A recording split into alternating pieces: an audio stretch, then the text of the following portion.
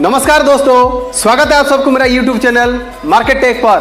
दोस्तों, इससे पिछले लेसन में हम लोगों ने सीखा था IPO के बारे में। IPO क्या होता है और एक IPO को किस तरह से आप स्टडी कर सकते हो। आज हम इस वीडियो में बात करेंगे डीमैट अकाउंट और ट्रेडिंग अकाउंट के बारे में। डीमैट अकाउंट और ट्रेडिंग अकाउंट क्या होता है और किस तरह से आप इसको ओपन कर सकते हैं, और इसके साथ साथ इसके लिए कौन सी डॉक्यूमेंट की जरूरत पड़ती है, आज हम इस वीडियो में जानेंगे। तो चलिए दोस्तों, बिना देरी किए हुए वीडियो शुरू करते हैं।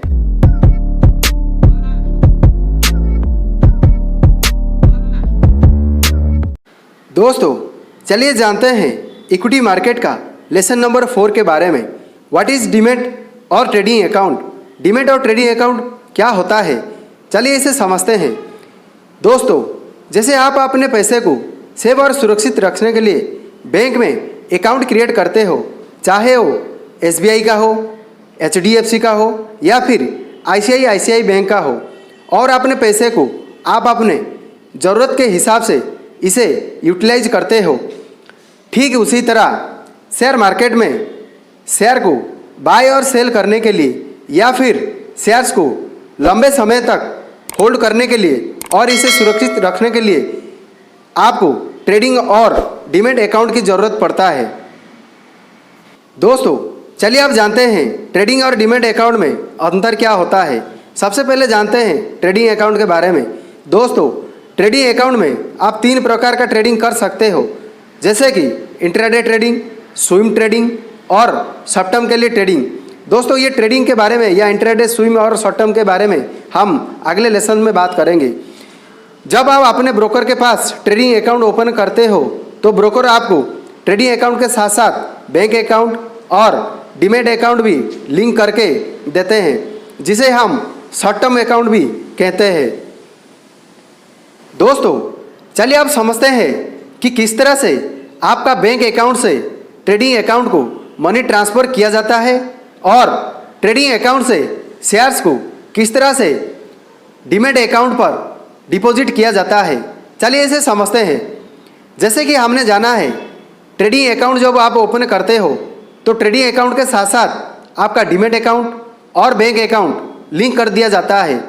तो जब भी आप अपने कोई भी शेयर को बाय करते हो तो इसके लिए आपको बैंक अकाउंट से ट्रेडिंग अकाउंट को मनी ट्रांसफ़र करना पड़ता है, और जैसे ही ट्रांसफ़र हो जाता है उसके बाद आपका खरीदा हुआ शेयर डीमैट अकाउंट पे डिपॉजिट हो जाता है, और ये सारे प्रक्रिया को पे इन कहा जाता है। ठीक उसी तरह जब शेयर्स को आप सेल करते हो तो ट्रेडिंग अकाउंट की मदद से शेयर सेल हो जाता है और आपका पैसा बैंक अकाउंट में डिपॉजिट हो जाता है, और ये प्रक्रिया को पे आउट कहा जाता है।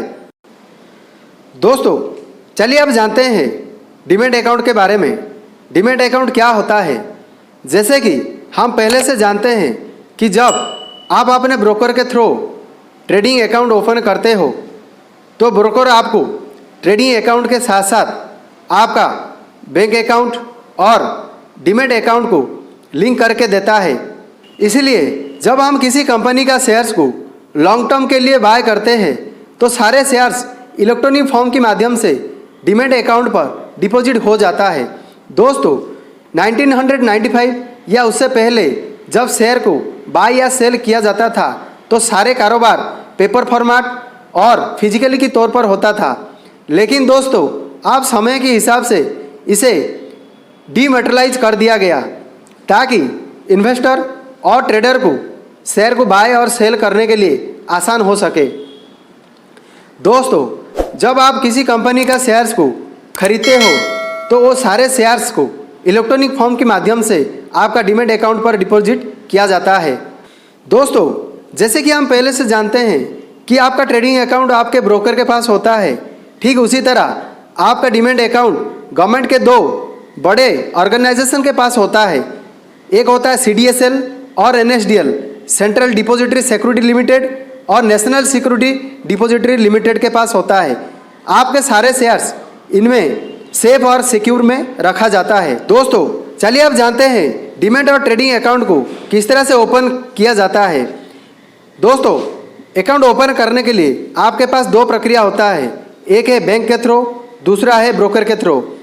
जब आप बैंक के थ्रू अपना अकाउंट ओपन करते हो तो बैंक आपसे AOC यानी कि अकाउंट ओपनिंग चार्जेस, AMC यानी कि एनुअल मेंटेनेंस चार्जेस और ब्रोकरेज चार्जेस, ये सारे चार्जेस दोस्तों बैंक का हाई होता है। इसलिए जब आप बैंक के थ्रू आपका डीमैट अकाउंट ओपन करते हो तो चार्जेस के बारे में अच्छी तरह से समझ लेना। दूसरा है आपका ब्रोकर के थ्रू। ब्रोकर में आपको दो तरह का मिलते हैं, एक होता है फुल सर्विस ब्रोकर और दूसरा होता है डिस्काउंट ब्रोकर। फुल सर्विस में आपका एंजल ब्रोकिंग, शेर खान, मोतीलाल ओसवाल एक्सेट्रा, और डिस्काउंट में जीरोधा, अपटक्स एटसेट्रा। दोस्तों मेरे हिसाब से जीरोधा आपके लिए सही रहेगा, क्योंकि जीरोधा में annual maintenance charges, account opening charges और ब्रोकरेज चार्जेस ये सारे बहुत ही मिनिमम होता है, जो कि बहुत ही कम होता है। दोस्तों चलिए जानते हैं कि डीमैट अकाउंट ओपन करने के लिए कौन सी डॉक्यूमेंट की ज़रूरत पड़ती है। अकाउंट ओपन करने के लिए पैन कार्ड, आधार कार्ड, कैंसल चेक, पास फोटोज और आपका बैंक का स्टेटमेंट होना ज़रूरी है।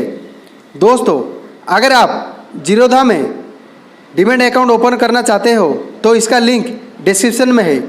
आप जैसे ही लिंक पर क्लिक करेंगे तो जीरोधा के माध्यम से आपको कॉल आएगा और उस कॉल के माध्यम से सारे प्रोसेस आपको बता दिया जाएगा कि किस तरह से आपको सारे डॉक्यूमेंट को ऑनलाइन के थ्रू अपलोड करना है।